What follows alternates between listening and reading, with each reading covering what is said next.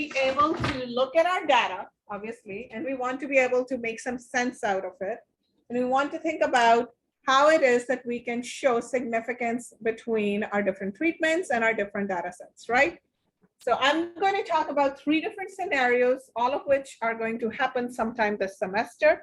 And we're going to talk about in each case, what type of analyses would be appropriate, what type of statistics we would run, and what would we be looking for as the end product. Okay, so let's start with our first scenario.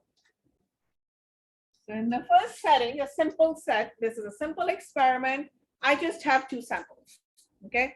I have an untreated sample and some type of a treatment. Could be UV, could be Taxol, could be black mulberry, whatever it is. But all I have in my experiment are 2 samples. So an example of that would be if each group, not the full group, but just the pair, right? Each one of the stations took just their 2 treatments and did an analysis between them. So here's an example. I have untreated versus Taxol. That's what I'm going to be looking at. And I have n equals 6 for the untreated and n equals, let's say, 4 for Taxol because one got infected and one died and nothing was there to look at. Very plausible scenario, right? And so I have less numbers in one than the other. What can I do to start to make sense of these numbers? What's the first thing that you would want to do?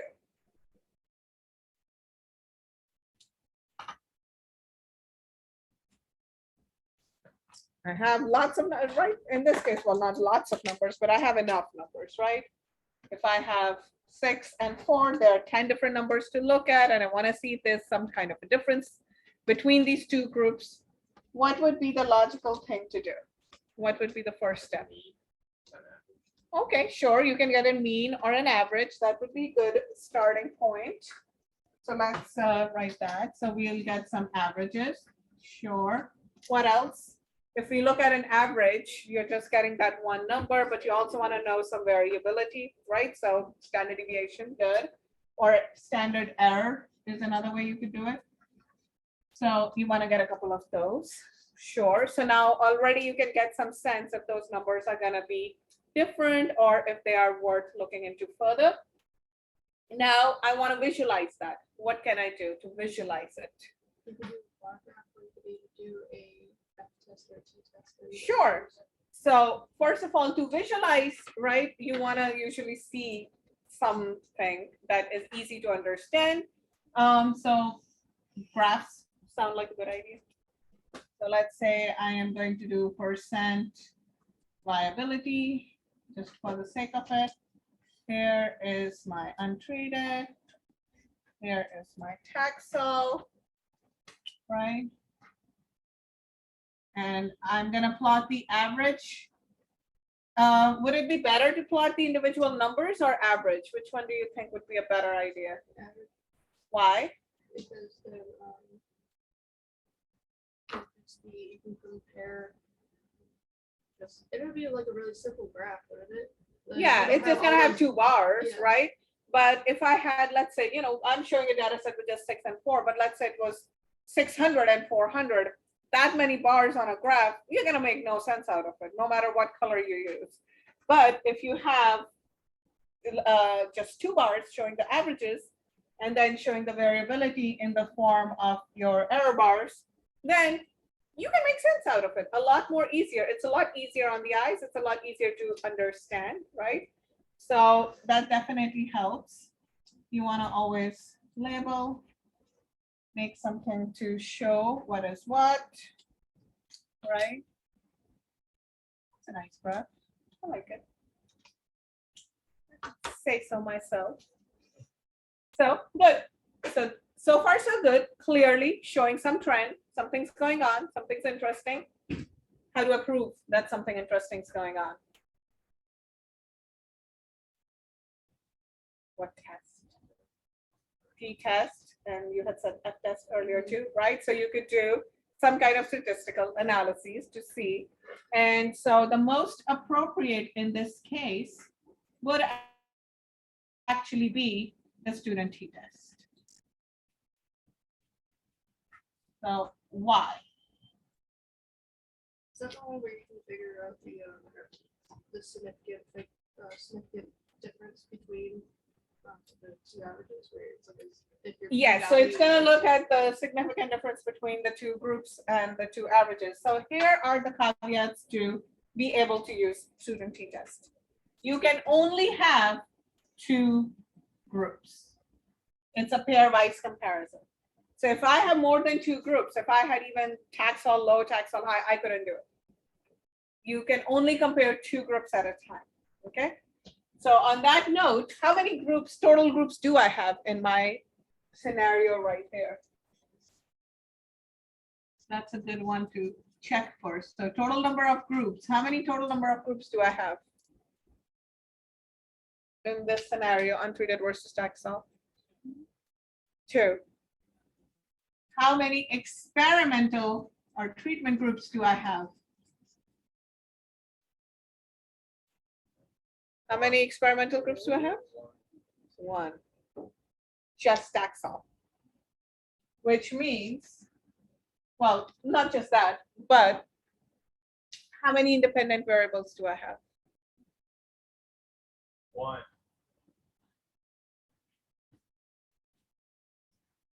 Right? I have 10 total subjects or 10 samples there, right? But I only have 1 experimental group. I have 2 total groups and 1 independent variable. And for continuing with this, you can only compare 2 groups, right? So 2-group comparison. 1 independent variable only at a time.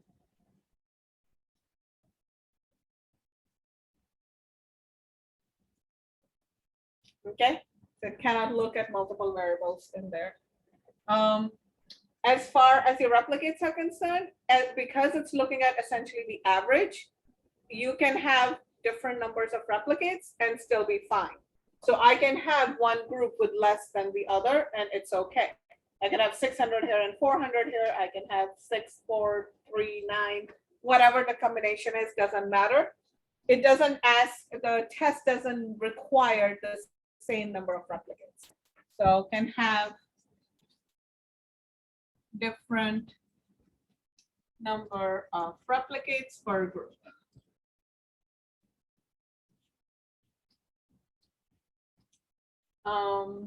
Anything else? Student t-test. I feel like I'm missing 1 or 2 things. You'll see them in a second. How do I know? If I run a student t-test, how do I know that I have a significant difference? What do I look for? I think it's your T crit and your T value or something like that. Okay. It's larger than your first one.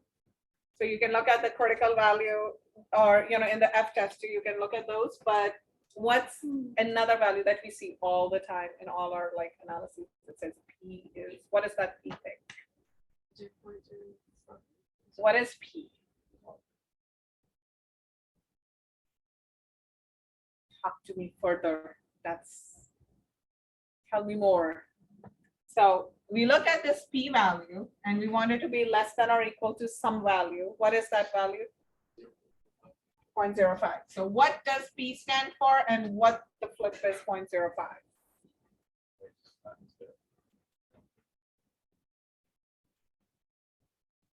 It's related to the confidence interval. What's the confidence interval we are going for if it's 0.05? Yeah, so then 0.05 is not 95%, right? Definitely. What is that?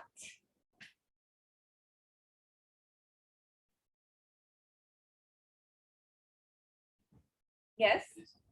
Isn't that it's so if p-value is less than 0.05, that means that there's less than a 0.05% chance that the differences are due to statistical variation. Or like chance. Is that what you mean? Yeah. That's the difference. Yes. So the 0.05 actually refers to 5% FDR or false discovery rate.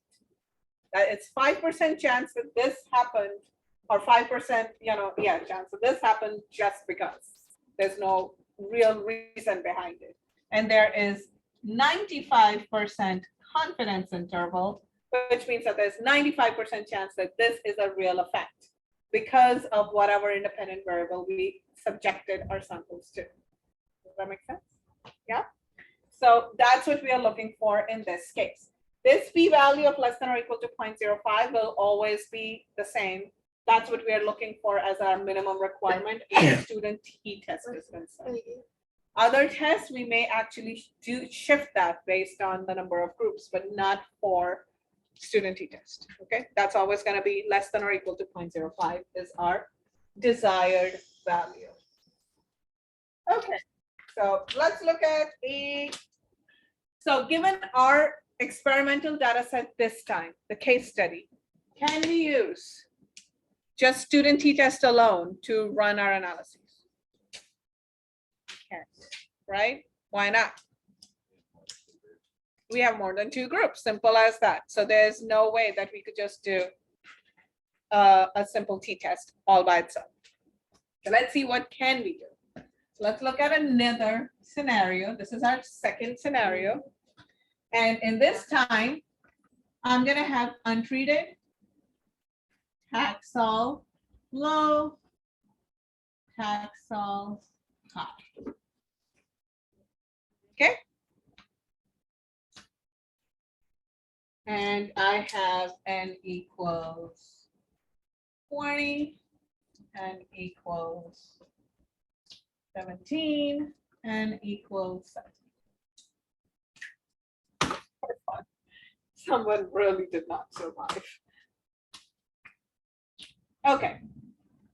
First things first, how many total groups do I have this time? 3.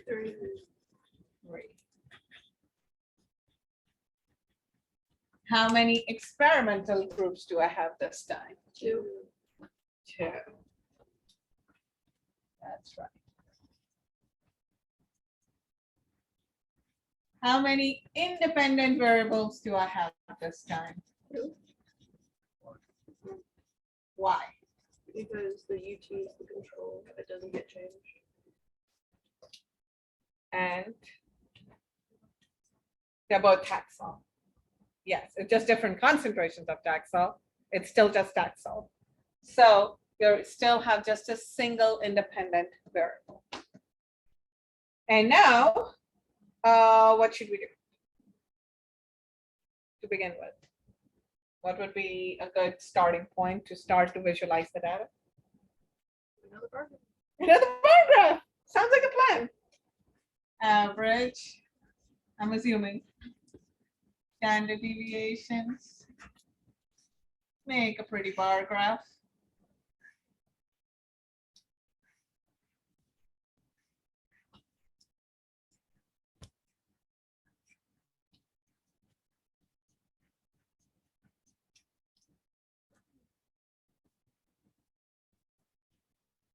I love imaginary bar graphs and make them do your heart's desires and follow whatever hypothesis you wanted them to follow, even if it's not true.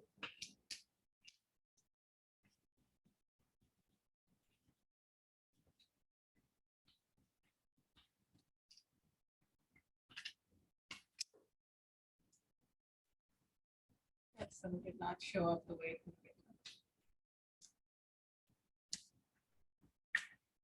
Okay. So we got a bar graph. Now, what can we do? What would be an appropriate statistical test? What do I need to do now? We gotta figure out some sort of statistic test that would take all 3, so could an Exactly. ANOVA test work? So, say it again. ANOVA A ANOVA test? Yes. So we have to figure out how to compare all the groups, no matter how many experimental groups I have at the same time, or all the total groups. Now, it doesn't have to be 3. It could be 20. It could be even 100, right?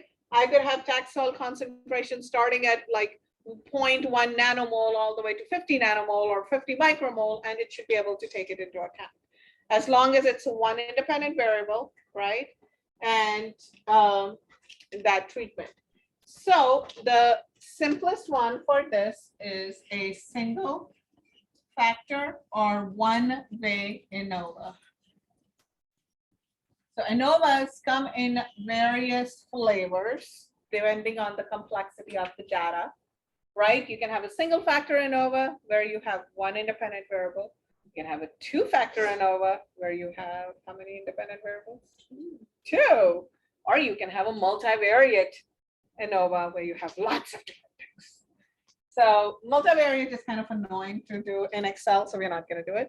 Most of our works will be single or double, two-factor. So we're going to make our samples pretend to be that.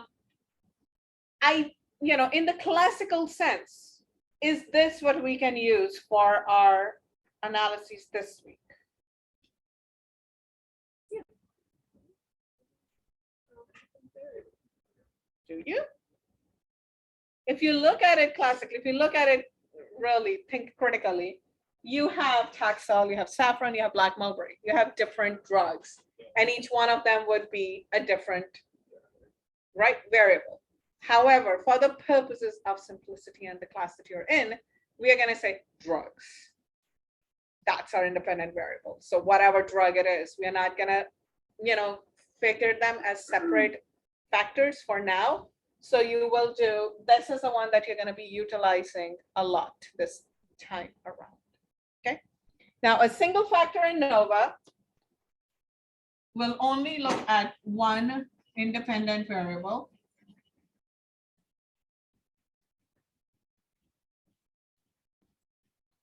It is going to be able to compare however many groups you have. So groups compares data set with more than two groups. Whatever many groups you have, doesn't matter, right? Groups. It can also have different number of replicates as their starting point. It's fine. It's not looking at individual row comparisons. So you can still have different number of replicates, which is a big plus. However, it does not tell you where significance lies. It only tells you that there is significance somewhere. So it's going to say, yeah, something's different in this crowd. Go find out where it is. It's not going to tell you where that difference is. Okay, so only tells if something is different, not where. So what does that mean? How do I then find it? You have to do another test. Which would be what? How can I find where this difference is if it's not going to tell me?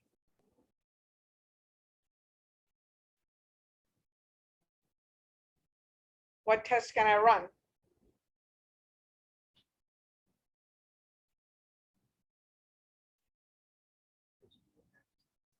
You can. What else can you do when you can do the F-test? You will run a lot of t-tests to find the exact location of the difference. So it has to be coupled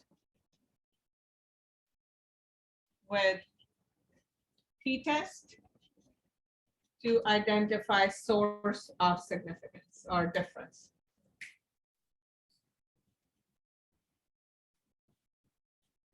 So that's, the main, some of the main things. 1 second.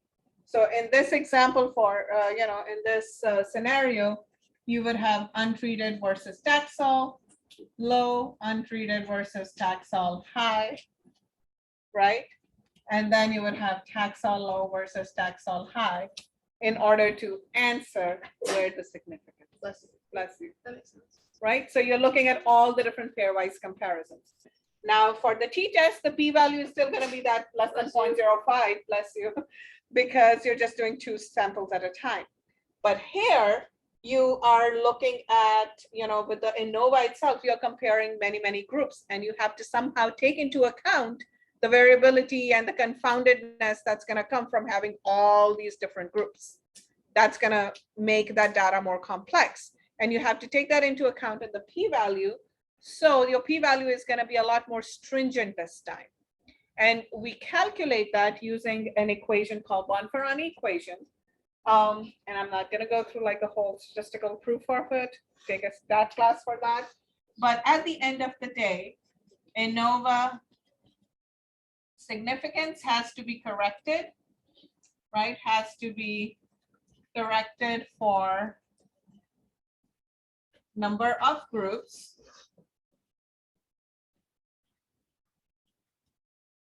through Bonferroni equation or Bonferroni correction. And this, I'm gonna give you like the bare minimum of that, which is that the p-value now is gonna be less than or equal to the 0.05 that you start divided by the number of experimental groups. Okay, so in our, number of comparison essentially, so this one. So this time you have 2, so it's gonna be 0.05 divided by 2, so it's gonna be 0.025. In your case, how many groups do you have? Experimental groups for your case study? 3, so it's gonna be divided by 3, so it's 0.0125. So you see how, like for your ANOVA, the number has to be really, really then tight for it to show that there is an actual physical difference, actual significant difference. And then you can look at your individual t-test at 0.05 and see where that difference is. Okay? What about our treatment 1 and 2? The ones that we. Oh, did. when we add those in, it's probably gonna change it to a two-way ANOVA anyway, so then we'll talk about that next time. But we're gonna talk about it a little bit right now. Okay, so scenario 3. Going right into that.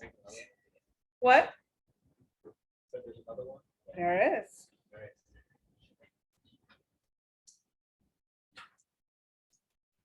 Scenario 3. That's it. And this one, I have untreated versus Taxol, saffron, and Taxol plus saffron. Okay, so now we have more things happening. That board wasn't visible. Okay, so starting up, this time, let's say, well, I'm not gonna write the end number for it. So total number of groups, how many do we have? 4. 4.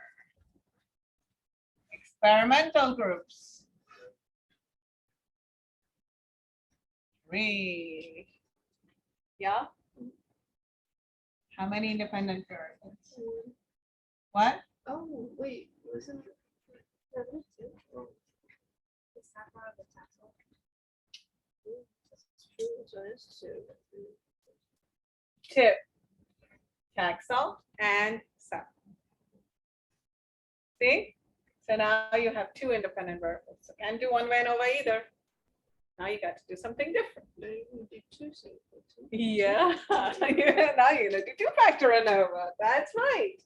So the first part still remains same. You do your averages, your standard deviations, all that good stuff, make a bar graph.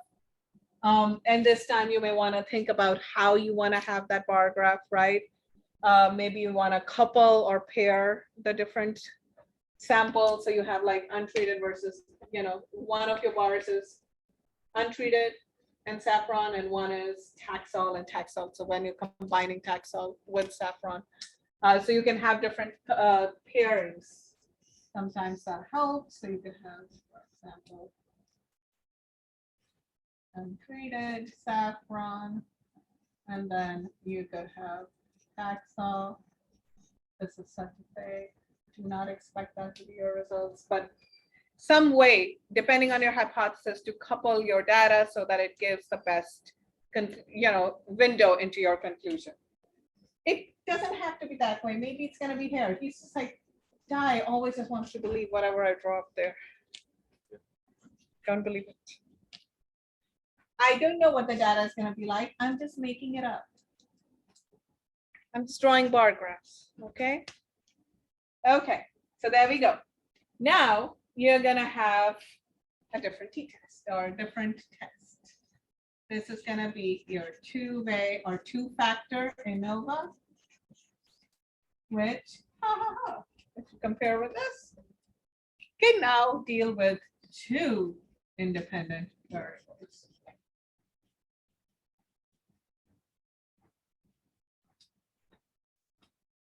It's gonna compare, again, any number of groups within those two independent variables. I can have lots and lots of concentrations. I can do all that stuff, still no problem.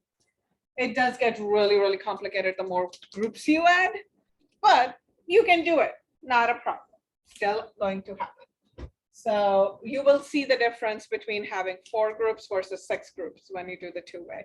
Already, like how much complexity it adds to the story. But that's what it is. It's two independent variables. They are going to compare all the data, all the groups within those, within the data set together.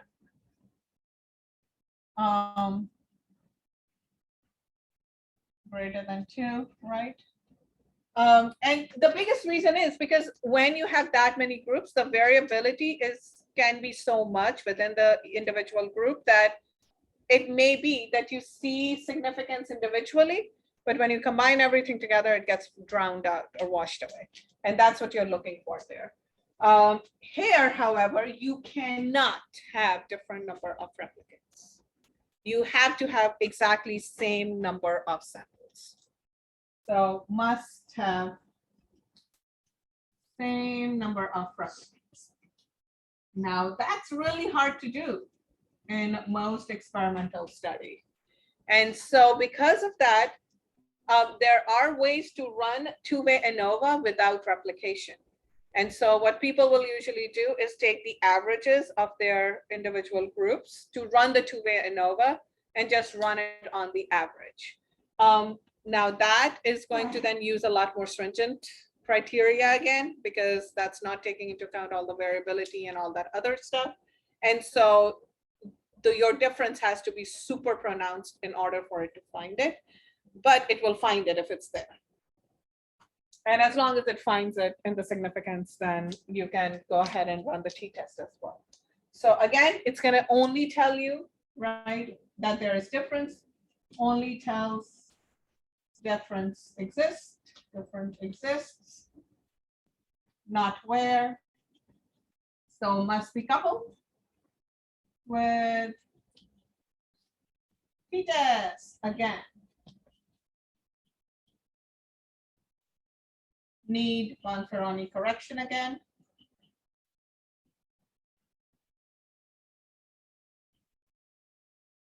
To p-value to account for, bless you, Thank you. additional groups. Okay. Yeah. Okay, so let's see in this analysis, what are the different t-tests you would have to run?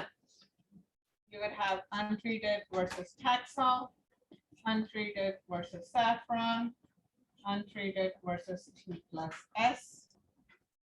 Then you would have Taxol versus saffron, Taxol versus Taxol plus saffron, right?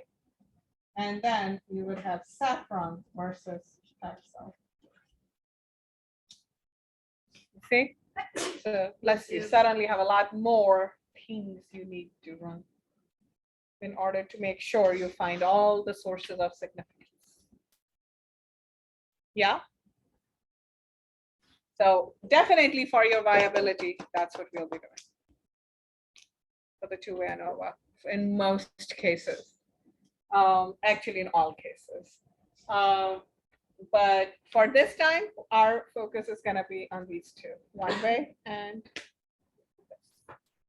Oh, okay. Part 3 of the lab. I will. Don't erase it. I did record it. I don't know how the recording turned out. We'll see if it's worth pasting. Or I might have to do some other drama shenanigans. So I'm gonna set up the computer so I can do the demo and tell you the assignment instructions.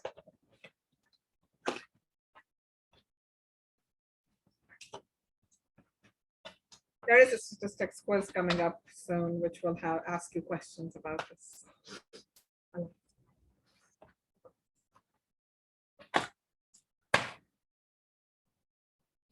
So. Yes, please.